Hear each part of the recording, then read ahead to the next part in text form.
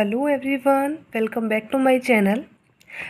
आज हम स्टार्ट करने जा रहे हैं कोडेट और वर्टिब्रेट्स से रिलेटेड एक new topic that is regeneration in organisms और रीजनरेशन इन एनिमल्स।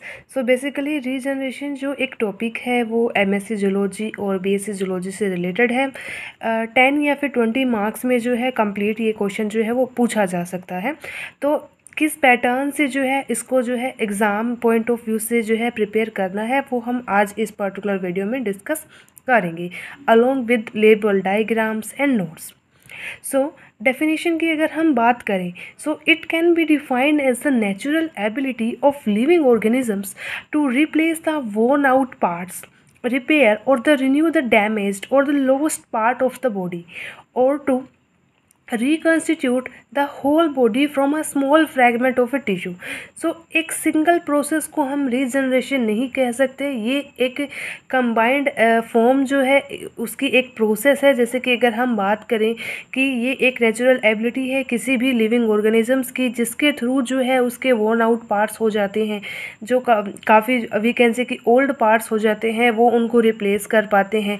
कोई डैमेज्ड पार्ट है उसको वो रिन्यू या रिपेयर कर पाते हैं।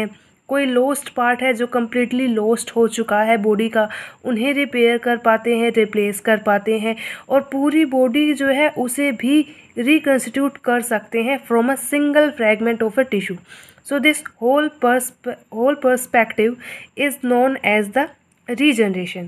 Our body spontaneously loses cells from the surface of the skin। Skin के सरफेस से जो है हमारी बॉडी में काफ़ी जो है वो सेल्स जो है वो कंटिन्यूसली जो है वो लॉस होती रहती हैं and replaced by the newly formed cells, और उनकी जगह जो है नई फॉर्म्स जो है सेल की वो लेती रहती है। This is also due to the regeneration process। This is the basic criteria regarding the regeneration। Next is other basic points related to the regeneration, that is it is a developmental phenomena occurring during the post embryonic period, that is after the embryonic phase. Post embryonic phase में जो है ये process हमें, ये development process जो है वो हमें देखने को मिलती है। That is in an already formed and a functional organism, जो कि पूरा बन चुका है, पूरा फंक्शनल ऑर्गेनिज्म है, उसी में ये प्रोसेस हमें देखने को मिलती है। इस प्रोसेस में जो है बहुत सारी फंडामेंटल प्रोसेसेस जो हैं वो इन्वॉल्व होती हैं, जैसे कि सेल का प्रोलिफरेशन है, सेल का मूवमेंट है, मोर्फोजेनेसिस है, हिस्टोजेनेसिस है और सेल ग्रोथ है। ये सारी प्रोसेसेस क्या होती हैं हम डिटेल में जो है नेक्स्ट वीडियो में या फिर इसी पर्टिकुलर वीडियो में जो है वो स्टडी करेंगे। नाउ नेक्स्ट बात जो आती है that is there are some laws that is regarding the regeneration. Regeneration से रिलेटेड कुछ खास पॉइंट्स हैं, जैसे कि अगर हम बात करें कि हाईएस्ट एबिलिटी जो है रीजनरेशन की वो लाइफ के अर्ली स्टेजेस में जो है वो हमें देखने को मिलती है। Then second is even simple organisms जो है उनमें भी काफ़ी कम्प्लेक्स रीजनरेटिव एबिलिटी जो है वो पाई जाती है, और ये जो है ये कम्प्लेक्सिटी जो है ऑर्गेनिजम्स में धीरे धीरे जो है वो काफ़ी ज़्यादा और भी बढ़ती जाती है, और भी इंक्रीज जो है उनमें होती जाती है। नेक्स्ट इज़ अगेन 5 मार्क्स में जो है वो बेसिकली क्वेश्चन पूछा जा सकता है, that is the type of regeneration. Regeneration के जो है बहुत सारे टाइप्स जो हैं वो अलग अलग ऑर्गेनिजम्स में हमें देखने को मिलते हैं। For example epimorphic regeneration, morpholaxis regeneration, heteromorphic regeneration, super regeneration etcetera. One by one हम जो है सभी रीजनरेशन को विद डायग्राम जो है वो डिटेल में डिस्कस करेंगे। टाइप्स ऑफ रीजनरेशन के अंदर फर्स्ट जो हमारा आता है that is the physiological regeneration. Physiological जो टर्म जो है वो बेसिकली यूज़ किया जाता है for describing the cyclical replacement of worn out body parts. Worn out जो बॉडी पार्ट्स जो है हमारे हो जाते हैं उनका साइक्लिकल रिप्लेसमेंट जब होता है during the homeostasis, in which older cells are eliminated. Older cells जो हैं वो एलिमिनेट हो जाती हैं and as we know new cells जो हैं उनको रिप्लेस कर देती हैं। This is the overall chart diagram through which we can see the types of regeneration। For example, first of all regeneration की जो प्रोसेस है वो स्टार्ट होती है बाय टिश्यू डैमेज और loss of the tissue. Then अलग अलग regeneration की प्रोसेसेस जो हैं वो उन पर अप्लाई होती है। फॉर एग्जांपल अगर हम फिजियोलॉजिकल रीजनरेशन की बात करें, that is the natural replacement of the extruded या फिर वोन आउट सेल्स और द बॉडी पार्ट्स। इसके अंदर भी अलग अलग फॉर्म के रिप्लेसमेंट हमें देखने को मिलते हैं, जैसे कि epithelial regeneration, that is epithelium का रीजनरेशन अगर हो, ब्लड का रिप्लेसमेंट है, oocyte regeneration that is in fish and amphibians, उनमें ये केस देखने को मिलता है, and deer antler regeneration. Then next अगर हम बात करें that is the reparative regeneration. So reparative regeneration में बेसिकली 3 फेजेस आते हैं। एक आता है एपिमॉर्फिक लेवल पर, that is the replacement of complex structure through blastema, that is limb हो गया, टेल हो गया, हेड हो गया, उनका जो है वो रिप्लेसमेंट या फिर रिपेयरमेंट जो है वो होना। टिश्यू लेवल पे अगर हम बात करें तो replacement of tissues without blastema mediation, मतलब ब्लास्टेमा जो स्ट्रक्चर है उसका फॉर्मेशन इसमें नहीं देखने को मिलता।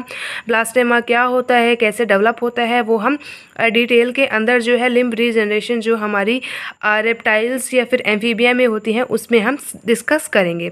सो मसल का रिप्लेसमेंट है, बोन है, स्किन है, और हार्ट की जो रिपेयरमेंट है उसके लेवल पर जो है वो रिपेरेटिव देखने को मिलता है।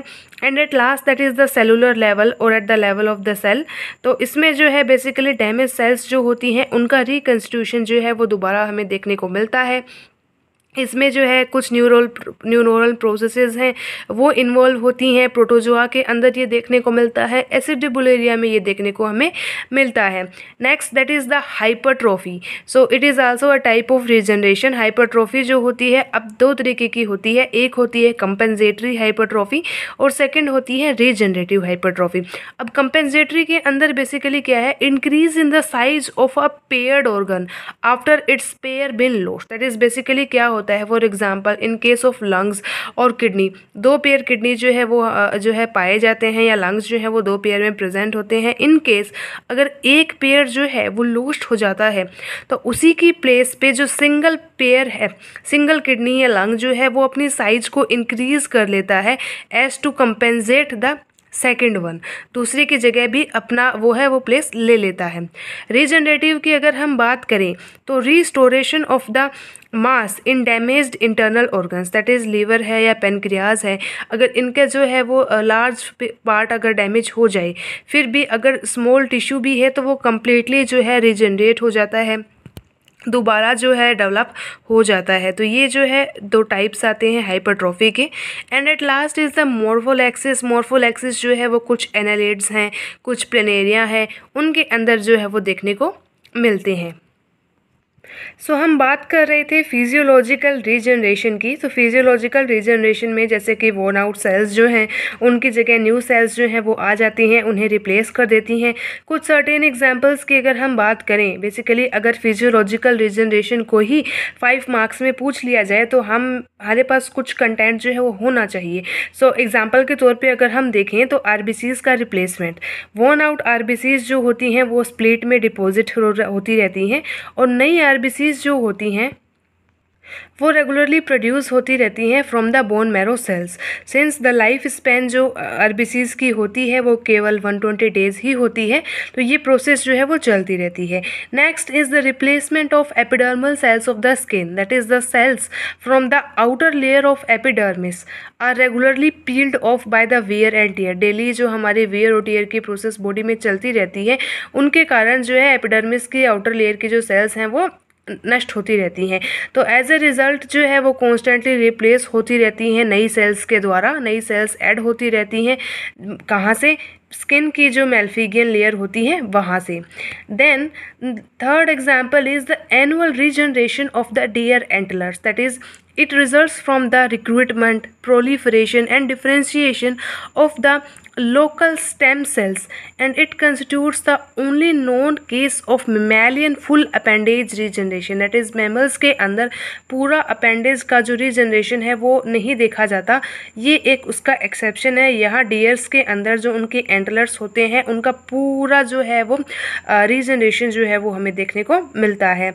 रीजनरेशन के लेवल की अगर हम बात करें फिजियोलॉजिकल के केस के अंदर, तो मोलिकुलर मेम्ब्रेन लेवल, तक होता है, सेलुलर लेवल और टिश्यू से लेके ऑर्गन लेवल तक भी रीजनरेशन जो है हमें फिजियोलॉजिकल के केस में देखने को मिलता है।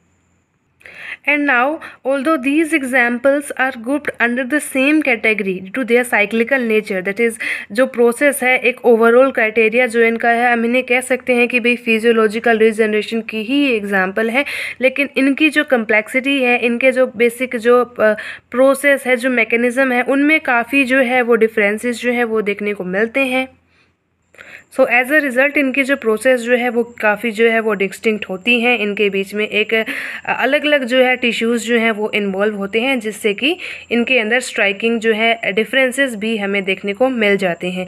सो this is a diagram of replacement of hair and feather. Hair और फेदर के जो सेल्स हैं उनका रिप्लेसमेंट जो है वो कैसे होता है। फर्स्ट जो डायग्राम है वो हेयर के इंटरनल सेक्शन को जो है वो शो करता है, दैट इज़ इसका ओरिजिन जो है वो एपिडर्मिस से along with hair shaft, hair bulge जो है वो इसमें देखने को मिलता है, सेबेशियस ग्लैंड्स हो गए, और ओवरऑल अलोंग द सीजन जो है इनके अंदर कैसे कैसे चेंजेस जो है देखने को मिलते हैं, जिसके कारण इनका रिप्लेसमेंट जो है वो होता रहता है। So next is the reparative regeneration. It refers to the repair of the damaged cells, tissues or more complex structures like even entire organs or the multi-tissue body parts. So basically reparative के अंदर हम एक particular tissue की बात ना करके organ level तक और multiple body parts तक की भी बात कर लेते हैं। उनकी जो है repairment की process जो है वो involve करती है reparative regeneration को। In this type of regeneration, wound is repaired or closed by the expansion of the adjoining epidermis over the wound। that basically क्या होता है कि या तो वाउंड है वो रिपेयर हो जाएगा फुली, या फिर उसके ऊपर उसके आसपास की जो एडजॉइनिंग जो उसकी एपिडर्मिस है वो उस वाउंड को कवर कर लेती है रिपेयर होने की बजाय। कुछ एग्जांपल जैसे कि सालामांडर जो है उसके अंदर लिम्ब रीजनरेशन जो है वो देखने को मिलता है, वो रिपेरेटिव का ही एग्जाम्पल है। Regeneration of the lost tail in lizard वो भी इसी का एग्जाम्पल है। Healing of the wound, replacement of damaged cells. So when reparative regeneration refers to more complex structures, it is called epimorphic, following the term coined by T.H. Morgan, but its definition has changed over time. Basically क्या है कि हम कह सकते हैं एपीमॉर्फिक regeneration जो है वो रिपेरेटिव का ही एक टाइप है, बट स्टिल जो है इसकी डेफिनेशन जो है over the period of time जो है वो चेंज हो गई है। T.H. मॉर्गन ने जो है वो ये एपीमॉर्फिक जो है रीजनरेशन टर्म जो है वो कॉइन किया था। सो बेसिकली अगर हम रिपेरेटिव रीजनरेशन के आउटकम्स की या फिर रिजल्ट की बात करें कि एट द एंड जो है वो क्या होता है इस पर्टिकुलर रीजनरेशन में, so first is complete renewal of the structure and the function of the damaged organ. मतलब कि पूरी तरीके से जो है उसका रिन्यूअल हो जाएगा स्ट्रक्चर में भी और उसके फंक्शन में भी, ओरिजिनल जो है स्ट्रक्चर जैसा ही वो काम करने लग जाएगा। शैलो और स्मॉल डैमेज होगी उसमें भी जो है वो रिपेयर हो जाएगी। Inlet damage of endothelium without violation of basal membrane, मतलब बेसल मेम्ब्रेन अगर डिस्ट्रॉय नहीं हुई है तो भी इनिशियल डैमेज है अगर एंडोथीलियम में तो वो भी जो है रिपेयर हो जाती है, और अगर डैमेज ओवरऑल हो जाती है एपिथेलियम में तो भी जो है रिपेयरमेंट उसकी हो जाती है।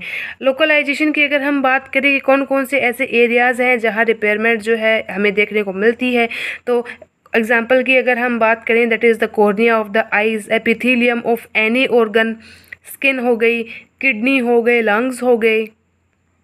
So yeah, this is all about the regeneration, that is its definition and its type.